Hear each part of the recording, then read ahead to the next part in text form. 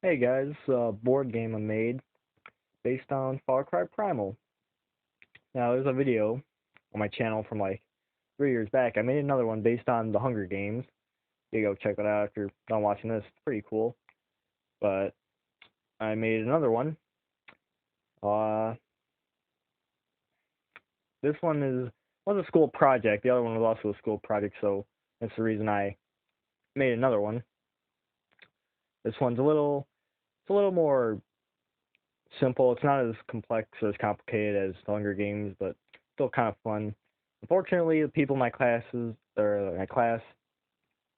class, what I made this for, they're kind of stupid and hated this game because it was too hard for them. But really, it's not that hard of a game. It is not as There's not as much into it as the Hunger Games is. Um, it actually really isn't a lot like Far Cry Primal. I just named it that because it sounded cool and because it's out in less than 2 weeks now. So why not? It's actually I don't think there's not a lot of elements from like Far Cry that are really in this game. It's not that I mean it's got some stuff in it that's like it, but the game's not even out yet, so I don't know what all it's gonna be. But the name was cool and figured why the hell not. So I actually do not have the rules with me. I left them at school or maybe just lost them. I don't know. So I don't have them with me, but I'm gonna try to explain as best I can what to do. So the board is 81 spaces, 9 by 9. So let's set up. Okay, we got the board. We got all those little pieces you see. We got 3 red dice and 4 white dice. Now, the game starts off with you placing your player piece. I actually, I actually used pieces from the Hunger Games board game because I didn't feel like buying more pieces. Although I kind of do have to because this game needs some more pieces and some different colors and stuff. But I used the one from the Hunger Games because I already had them in because they are like warrior pieces, so figure they fit well with the game. But you start off placing your pieces on the map or the board or whatever. It's actually a paper board because I didn't want to buy cardboard either because I was being cheap. And my partners really did not help me on this. This was pretty much I made this game all on my own, basically. So I didn't have a lot of help on it, and they didn't even want to buy cardboard for $1. So I'm gonna or I just went with paper because that's what they wanted to do. So just a paper board.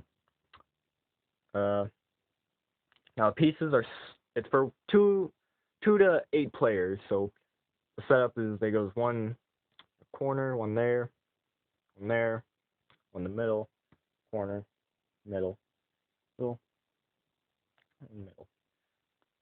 That's 8, right? Yeah, the 4 corners and the 4 middles. So you can place them wherever you want. It doesn't really matter. Although it goes clockwise from here. That player takes the first turn, and then it goes around. So the best place to go is right there. Um, these there's blue pieces and there's red pieces. The red pieces are food. The blue is water. And that any spaces that aren't being taken by players are just left blank. They're not occupied by anything. You don't put an extra food or water on them or anything. So we start off with the formation of tribes. Now, not everyone can be on one tribe, but aside from that, any combination is possible. It could be free for all. It could be 7-on-1. It could be 2-on-2-on-4. Any combination whatsoever, and that's up for the group playing to decide what they want to do. The oldest person in the tribe is the tribe leader, and I'll get to what they get to do later on. But for now, let's just go over the first phase of the game. The first phase of the game is each player rolls the dice, and they have to collect all these pieces on the game board. And then once they've done that, the resources start depleting. So I'm just going to clear them all off. Oh, shit. That's not the pieces all over. Damn it. Not screw it. Because why not? I'm making a mess, but oh well. Clean it. Okay, now say there's one piece left. Resources don't start depleting as of yet until the next phase starts. As soon as the last piece is collected, after that player's turn, they don't lose anything, but the next person does. So this is the last piece. I got this.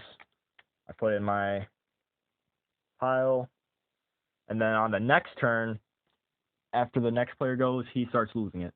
After each turn, a player loses one food and one water, and it goes into this resource cup, which is placed wherever. It's a little oversized for a resource cup that's only containing little slips of paper, but oh well. So now we have to talk about how to gather more food and water. You either get more food or water by hunting and gathering food and water. You hunt for food and gather water. Now to do that, the first person who played, which would have been in that corner, and then it goes clockwise.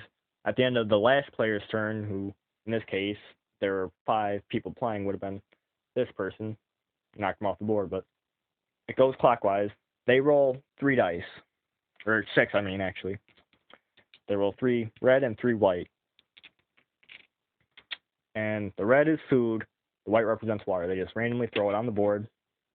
Whatever space they land on is the space it's on, that, and anyone that's in the middle like that one gets re-rolled, so it'll just be like, that one will be there. That one will also be there. 2 can be on the same space. And that one will be there. Food, blah, blah, blah. So 3 food and 3 water. And anyone who collects that adds, or takes food and water from the resource cup and puts it in their pile. And then the dice is removed until next turn. If this is probably unlikely to happen, but if any dice are still on the board, like say it's the last person's turn, there's 1 food left, they move from right here, they get a 1, they move here, then that dice still gets re-rolled. All 6 get rolled each turn. So the other way to do it is to make a declaration. Well, first you have to make a declaration of war, and then you have to kill another person. And if you kill them, you get all their food and water. So start off with declaring war. Everyone starts off at peace by default, and you can't declare war until phase 2, which is after all the pieces have been gathered. A tribe is their team, so if a tribe declares war on another tribe, that whole tribe is war on. You cannot attack after you declared war on the same turn. However, any of your teammates or any of the other tribe members can attack. So say, for example, these 2 aren't on a team. This person has to declare war. They can move, but they can't attack them yet. And then, but on this person's turn, or if he had a teammate, like right here, this person could attack them or him, or this person could attack him. I don't know if I mentioned yet, but a tribe leader has to declare war. Or a single person if they're not in a tribe. But they have to move on to enemy space like this, and they have to roll a dice, and whoever has higher wins, and if they tie, they re-roll again. And an important bonus is the tribe leader also gets +1 to attack. So if this person was a tribe leader, they rolled a 5, they actually get a 6, and the red's defending. If they get a 1, so they lose, and all the food and water goes to him. -1.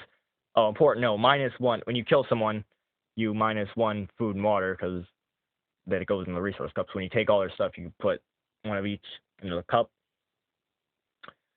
because that's the end of your turn. And even if you got more than that, you can't roll again. But tribe leaders don't get +1 on defense. It's only offense. And the third... Oh, I just remembered. There actually is another way to get food and water. You could trade with anyone or just gift it away to anyone who you're not at war with. But the tribe leader can kick people out of the tribe. And once they are kicked out, they're not automatically declared war on. And if they are, they can be declared war on. They don't have to be. Once they're kicked out, they don't have to be declared war on. But if they do go to war, then they have to wait till either another tribe member's turn or that member that was just kicked out's turn to attack. What else is there? Okay, and once someone, we'll say this person, even though he should have a shitload of food and water because he just killed that other guy. Now, if he has a food and a water, or actually we'll say 2 waters and 1 food, because they only have to run out of 1 resource. They have 2 food. Now he moves 1, doesn't make it anything. Doesn't kill anyone, doesn't gather anything. He loses 1 food and 1 water. Now he only has to be out of 1 resource for this to happen, but if he has none of either resource left, if no one gifts him any or trades him anything, on his next turn he has to either gather or attack someone and kill them, or else he loses, then he dies. And then that's pretty much the end of it. You either die by running out of resources or someone kills you for your resources. And yeah, that's it. So the object of the game is to be the last tribe or person standing. And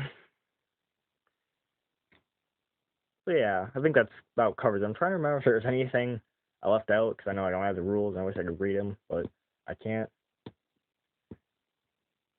But yeah, the goal of this game is either just kill everybody, basically, or just try and hold out with what you got as long as possible and wait for them to die. Maybe try and play defense and just run away from them and don't let them attack you.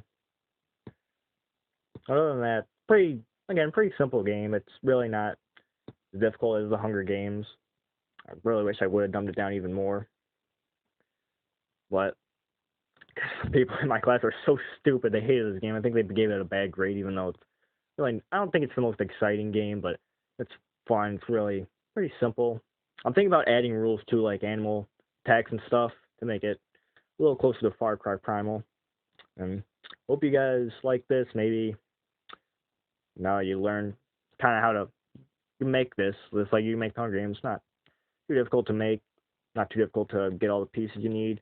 And hope you like this. Hope you like Far Cry Primal, because I already got it pre-ordered and I am really excited for it. It's the first game I'm getting this year, and I'm gonna like it when it comes out. So, and if I forgot to put in anything, I'll annotate a rule later, or if you have any questions about rules, you can ask. But I think that about covers it. So, thanks for watching, guys.